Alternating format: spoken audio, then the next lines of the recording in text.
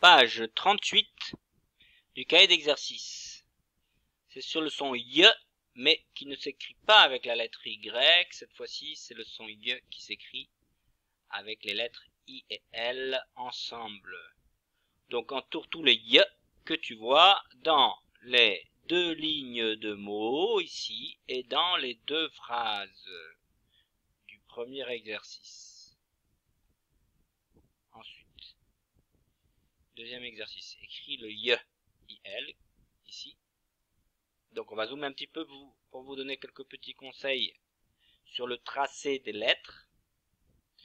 On va zoomer encore plus, comme ça vous voyez bien ici, donc le Y, qui s'écrit IL, le I. Vous partez de la ligne support, ici, celle-ci, là, la grosse.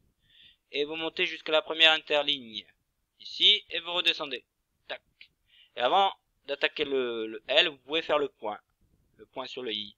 Ou alors vous attendez de finir le L. Là, on va attendre de finir le L. Donc on monte pour finir le L. Jusqu'à là, regardez.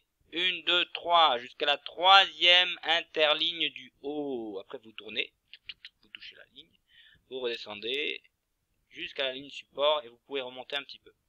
Et à la fin, vous faites le point sur le I du IL, ou plutôt du Y, ici. Exercice numéro 3. Voilà. Vous voyez bien?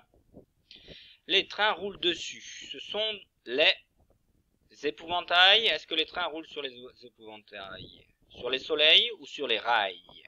À vous d'écrire le bon mot parmi ces trois mots. À vous de bien le réécrire ici en attaché, c'est-à-dire en écriture cursive. Pareil pour la deuxième phrase. Il fait peur aux oiseaux. C'est l'épouvantail, le soleil ou le rail?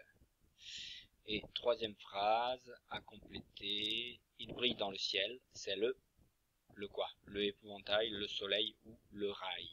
Écrivez le bon mot ici. Exercice numéro 4. Alors, pensez au son d'abord. Le son de cette semaine, c'est le son Y.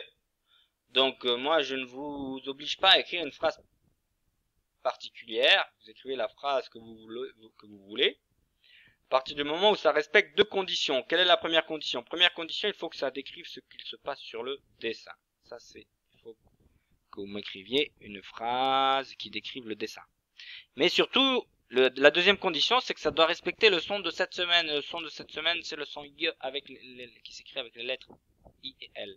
Donc, il faut que le mot que vous rentrez dans la phrase, il ait le son Y avec IL. Compris? C'est le son de cette semaine. Donc ici, par exemple, une proposition que je vous fais. Ludo a peur de l'épouvantail. Ludo a peur de l'épouvantail. Ça peut être une bonne phrase. Avec épouvantail surtout.